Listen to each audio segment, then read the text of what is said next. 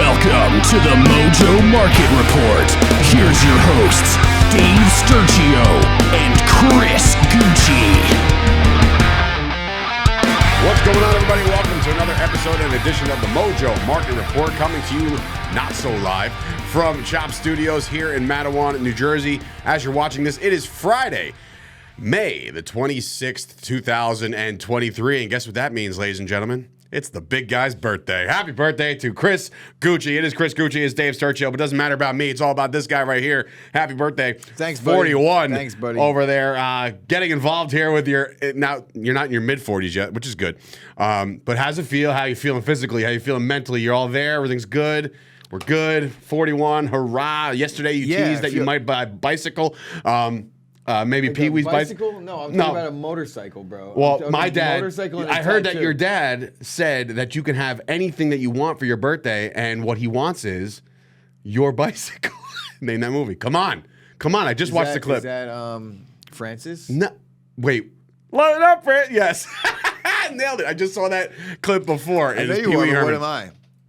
Yep. So there it is. So happy birthday to the big guy over here. And of course, we got a loaded show today. Obviously, look, we know that the Celtics. And tell him Large Marge sent you. That's the best scene from that movie. We know that the Celtics and the Heat played last night. We clearly don't. Great game, right? Great game.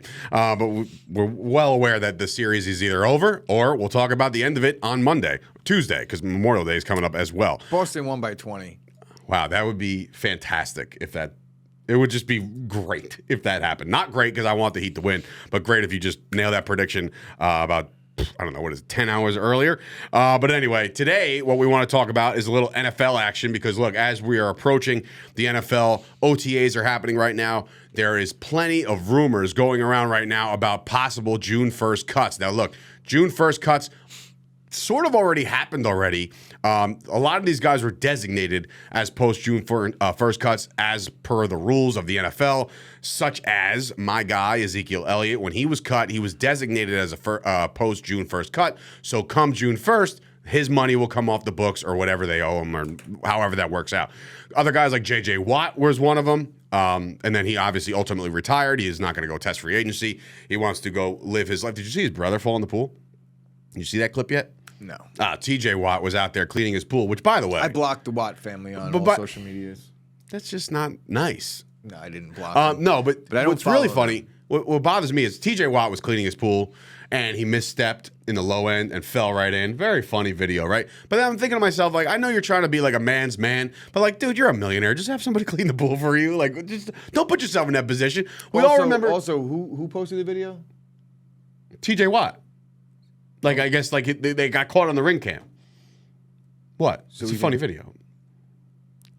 He You don't like anything they He do. posted a video of himself falling in the pool. I mean, he didn't. Like, it got out. It got out. Got I don't know out how it by got out. who? I don't know. TJ Watt. You would assume. Who leaked it?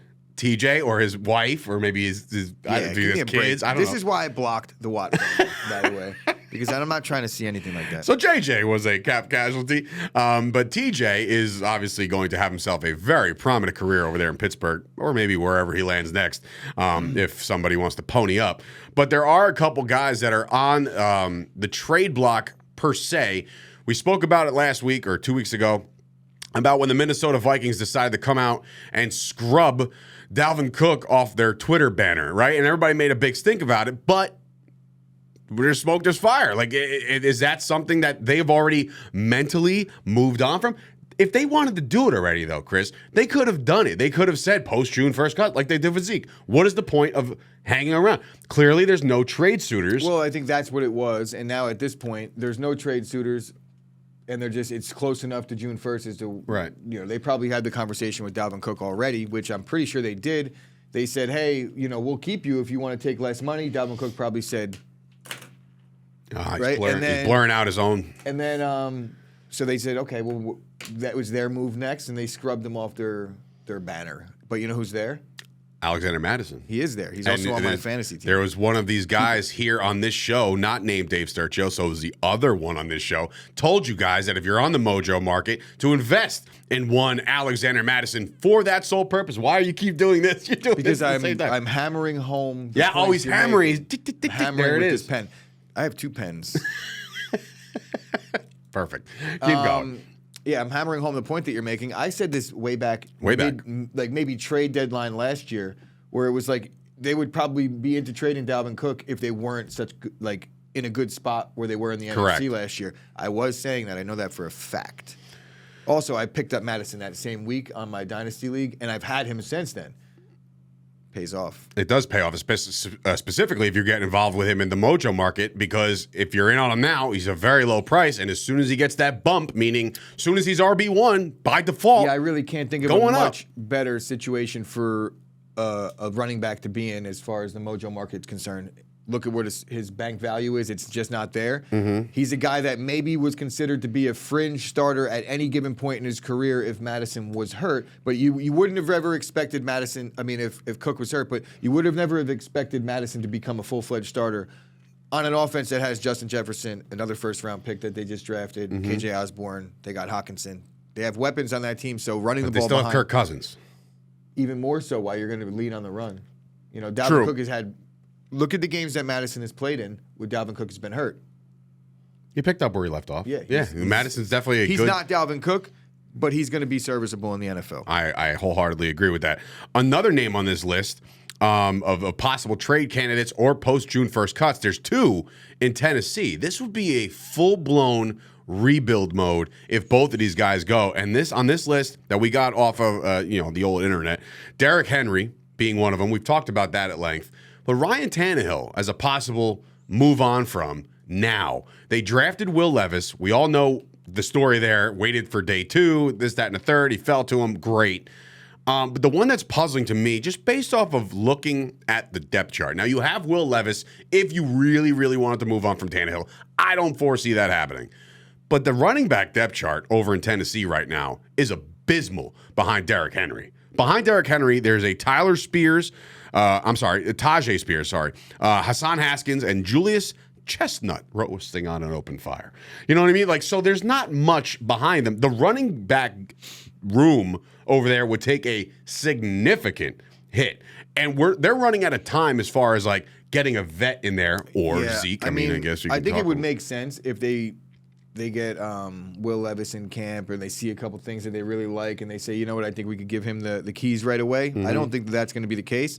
And I think in that division, they're looking at a potential chance to win that division, be a playoff team and get their faces kicked in the first round of playoffs by whatever team they play. Because even the wild card is going to be loaded in the AFC this year.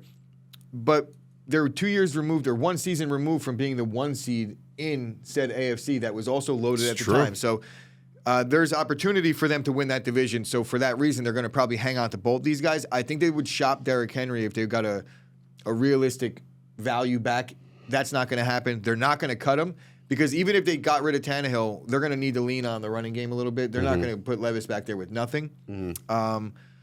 And I think it's going to be a hard sell for a Derrick Henry. Things will get really bad if they move on from Tannehill because I don't know that he's at the point in his career where he's down to, Well, I'll tell you right now, for a rookie quarterback, the cap number this year for Ryan Tannehill is $36.6 million. Next year, there is a void. There is no guaranteed salary this year. That's why this comes up because it's everybody's talking you can ship him out of town. Everybody's talking like Malik Willis. They gave up on. I don't know. I think that financially speaking, the only reason why I think that there's if you look at the division, they have a chance to win their division. But are you playing for the division or are you trying to win a Super Bowl?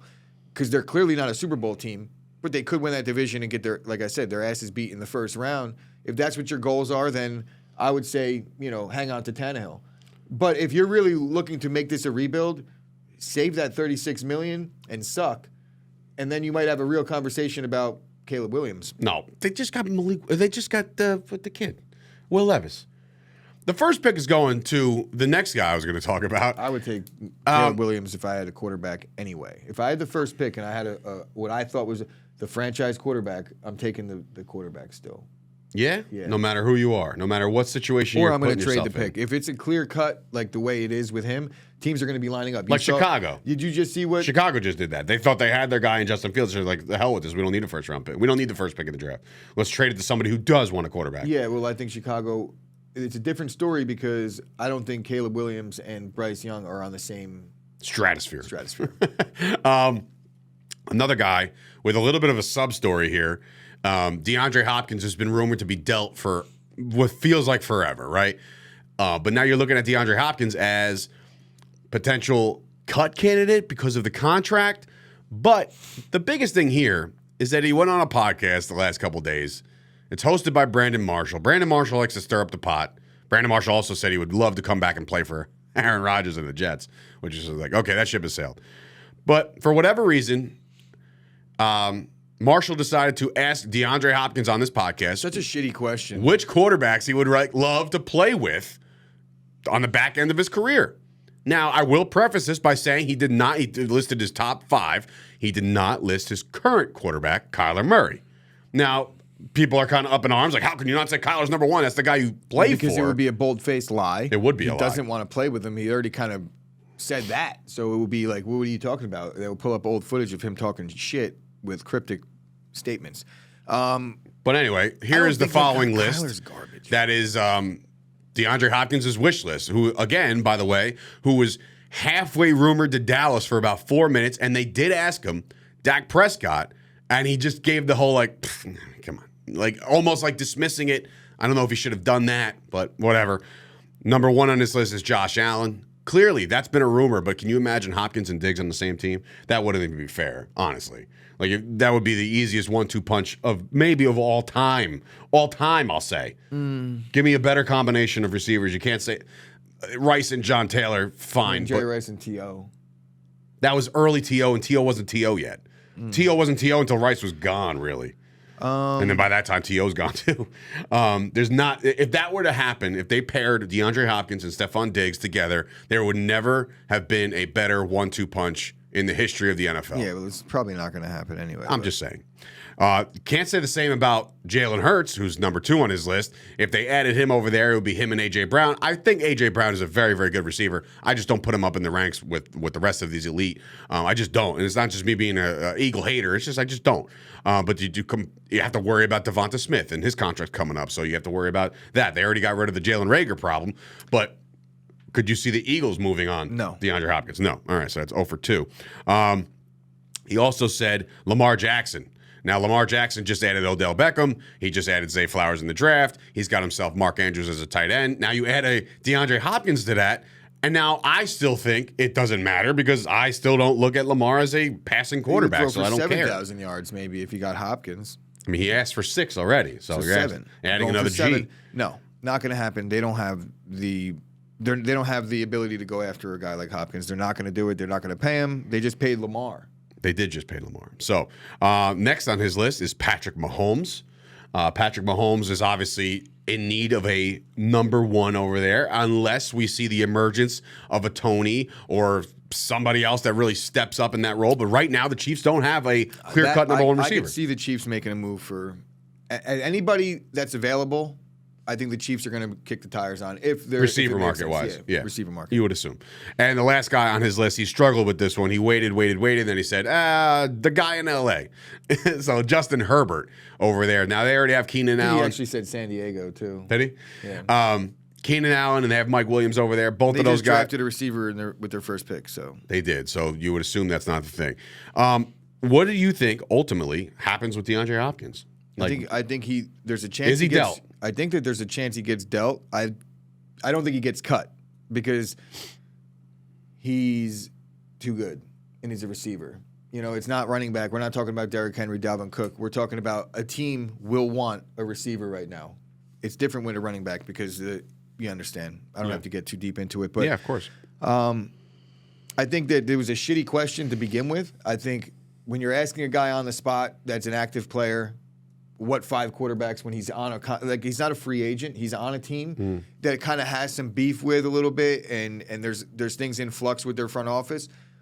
I think it's a shitty question because it puts him in a spot where he has to then talk shit about Dak Prescott where he's not trying to. And it's like, it's just his opinion. You're asking him on a podcast. He's getting clipped up. Grilled, right. You know, so whether DeAndre Hopkins feels that way or not, I don't think it was disrespectful towards Dak. I think it was a disrespectful question to begin with, like I said. And, bro, this isn't gospel. This is him trying to remember on the spot quarterbacks that were good. You know what I mean? True. Like, that's very why true. He said He didn't have he didn't like, oh, matter of fact, and has you like know, a it scroll. was the dumbest question I've He ever doesn't have seen. any of that. You're a professional. I mean, I get it as a podcaster and you do Sure, you shows gotta and stir shit the like pot that. a little You bit. got to ask questions, but that's like, bro, ask ChatGPT to come up with your questions. They're better than like. ChatGPT has actually been spitting out It would some be like if he garbage if he did like a ceremony at Colonial Middle School, Okay. and like kids got to ask questions. That's a question that I would expect. Who would you like? Little Chris would be over there like, who would you like to catch passes from, and why is it Brett Favre? Obviously, I was talking about Little Chris, so it was back then. Anyway, so that's that. And of course, Joe Mixon always pops up on these lists. I don't know really what direction they're going in. He's a very big cap number again with Joe Mixon. He falls under the Austin Ecklers of the world. He can kind of do it all, catch the ball out of the backfield. I don't know why. I always just think that Joe Mixon is one bad hit from being hurt because I've seen a lot of Samaje Perine over there a lot of times. And before that was Giovanni Bernard. I kind of have debunked your. This is very true. That's been when debunked. You look at it over the body of work and then look at the rest of the league. And it's like, well, Joe Mixon's very productive. He's very durable. He's very productive. He's also, I don't know if the Bengals would move on from him. He's also in some trouble. So yeah, well, that's I another don't think thing. he's going to be able. They're going to be able to move on from him. Yeah. So I found, speaking of post June 1st cuts, I'm springing this on Chris right now. I found a top 25 list according to yardbarker.com. Mm-hmm. Okay. Top 25 list of cap casualties that the teams regret. Basically, like, I can't believe, like, we cut him, we moved on from him because whatever, it'd be age Because or experience or whatever. Our GM sucks. Our GM sucks. Just misplayed I'll this blow through a couple. There could be a couple that we can actually dive into. Number 25 on this list is the San Francisco 49ers not cutting Kevin Green before the post as a June 1st cut. Like, whatever, it's Kevin Green. The Tampa Bay Buccaneers moving on from Darrelle Revis was a big one because then Revis, what did he wind up in New England, right? Revis sucked at that time, though. It was Revis Island. What are you talking about? But wasn't he good on the Jets? He was good on the Jets. He gets over there. He tore his ACL, so that was a big deal. I think that was just like a normal Yeah, one. he did play for the Patriots for $12 million after he got cut from the Tampa Bay Buccaneers. Then Ndamukong Suh was cut by the Miami Dolphins as a post-June 1st cut as the 2015 season. He then became a massive, massive target for a million people to go and get him over the course of the next couple of years, providing the Rams and the Bucks as a hired gun. And now he's what? Is he still in Philly? I think he's still in I Philly. think he's a free agent now. Is he really? Then somebody. He's should a kick the hired tire. gun at this point in his career. It's literally what he says. He's a hired gun. In this article, it says that. Number 22, Elvis Dumervil. I guess the Denver Broncos decided to move on from him. That wasn't that big a deal. 21 probably touches your soul a little bit when the Packers moved on from Charles Woodson. Yeah, but that was it sucked, but we knew it. Yeah, I mean, yeah. it looks Jordy, like several. He was a safety at the time. They did Jordy dirty. Jordy, I don't think popped up on this list. I scrolled through it quick. They ditched Woodson's $9 million 2013 cap number, and the defense did regress a little bit after that, losing a Charles Woodson, but he was freaking 39 years old. The defense was on their way down anyway. Number 20, Keenan McCardell over with the Jacksonville Jaguars. They cut him as the June 1st designation. He's gone. He caught 2 touchdowns in the Super Bowl. What? Give me a break. Oh, with the Bucks. That's right. I remember that. My God. Keenan McCardell was just average. So I agree. I'm waiting for like the one that's not like I guess Sue because he got paid big after that, but So far, that's your biggest one, Sue? only because of. But when you look at the situation, it's like Miami had no business paying Sue that That's much money true. at that point. They sucked. Jeremiah Trotter comes in at number 19. Again, not big deal there. Sam Adams with It's the a Baltimore very, Ravens. Very, very underwhelming list. But we have to get down to the, I guess. It's the nitty gritty. Number 17 when Vinny Testaverde was cut by the Baltimore Ravens. Oh. Yeah, exactly. Exactly. It gets better. 16, this is a big one. When the Cardinals parted ways with Antrell Roll. I think Roll was a good player, and then he latched on with the Giants, and I think that was a big one. Are you sure it wasn't the other way around? Well, he was with the Giants first. Roll relocated to New York. I win. Number 15. There was a competition between me and myself. Number 15, John Lynch getting released by the Tampa Bay Bucks at the end of his career. in 2005, 2004. He was a 21-year vet and a white safety. I think it was time. What are we talking about here? The biggest one for me, number 14, DeMarcus Ware. He was let go. He latches on with Denver. He plays, wins the Super Bowl. That one stuck with me for a long time because, again, it's like, yeah, you root for him to win the Super Bowl when he gets there. But, yeah. Number 13, Morton Anderson, when the Saints decide to move on from their kicker. List is over. We end the list. No, here we go. Number 12, Steve Smith. Carolina, cutting him. I think that they messed that up big time. They messed that up big time. That was in 2014, in March of 2014, as a cap casualty, just shy of his 35th birthday, but he's still a dog. The 49ers. Look at the games that he played against Carolina since he played against them, and he destroyed them. He made them pay. Number 11, Jerry Rice was a cap casualty for the 49ers in 2001. He was 39 at that time. Rice proved him wrong with the Raiders. He posted 1,100 yards the following 2 seasons. And that was interesting. I know. At 40, 1,100 yards. 41. Right. So that means you can go out there and tear every fiber of your hamstring. Deshaun Jackson was a cap casualty for the Philadelphia Eagles back in 2014. That was the Chip Kelly offense. And then Deshaun Jackson. And then Deshaun Jackson. How many times did that guy get cut, 4 years in a row. Oh, my God. Yeah, he was a cap casualty for multiple times. But anyway, number 9. Deshaun Jackson. No, Julius Peppers. With the Chicago Bears. Chicago Bears. All right, you're just going to be a weirdo now. $13.9 million hit. They got rid of him. Julius Peppers, one of those dudes, man. But when he latched on with Carolina, he looked incredible. He literally looked incredible. Number 8, Derek Mason. He was a big-time receiver back in the day. They cut ties with him. I feel like the cap was, when they cut him in 2005, the cap was $85 million. The team salary. I'm going to win this one. Julius Peppers latched on with Green Bay after the Bears, no? I think pretty sure he was drafted by Carolina. You're right. I'm wrong. I won. I win. You win. Number 7, Donnie Edwards. I was a big Donnie Edwards guy. I really was. I always thought it was actually the same guy as Dixon Edwards, who played for the Cowboys. Not the same guy, turns out. Lorenzo Neal, a big fullback. I just am so curious about this. Like, we have guys that were clearly better than these Here's the thing. It's a timing thing because it's like a lot of these guys were cut when they're 39, 40 years old. Some of these guys were cut at 33. But on no list on anything related to NFL ever should Lorenzo Neal be above Jerry Rice. And how about Darren Sharper? It's like Morton Anderson, Jerry Rice. Like when the Packers in 2005. Is he the guy that didn't wear a shoe? Who? Remember the kickers that used to not wear shoes? No, he wasn't him, but I do remember that. Darren Sharper was cut in 2005. Psychopath. Who, Sharper? He's running around Kansas City in December with barefoot to kick. What's wrong with these people? Sharper was released in 2005 by the Packers. He's not released from prison, though. Number 4. Sharper's in prison? Darren Sharper? Did he do bad things? Bro. He is like Bill Cosby's dad. He's like his. Oh, damn, really? Yeah. Oh, shit. The Honey Badger. How about this one? This one's definitely a big one. The Honey Badger was cut in 2016. No, 2019. Yeah, because then he landed with the freaking Chiefs and won the damn Super Bowl. Number 3, Kurt Warner, when he was cut by the St. Louis Rams. So that was a big one. Number 2, Rod Woodson, when the 49ers cut him. When the frick did he play for the 49ers? This list is brutal. And number 1, according to yardbarker.com, the biggest cap casualty of all time, Rodney Harrison. Nobody cares. All right, so cap casualties are a thing, though. So keep your eyes on all of the teams that are literally fighting with the cap right now. I have to openly say that might have been the worst compiled list that I've ever seen. So shout out to the Yardbarker. Yardbarker, get it together, bro. I actually do like Yardbarker. I'm not talking. Wait, is this the real thing? I've never heard of this before today. No, I don't like anybody. No, but is Yardbarker a thing? Like, yeah, is that Yardbarker is like a website.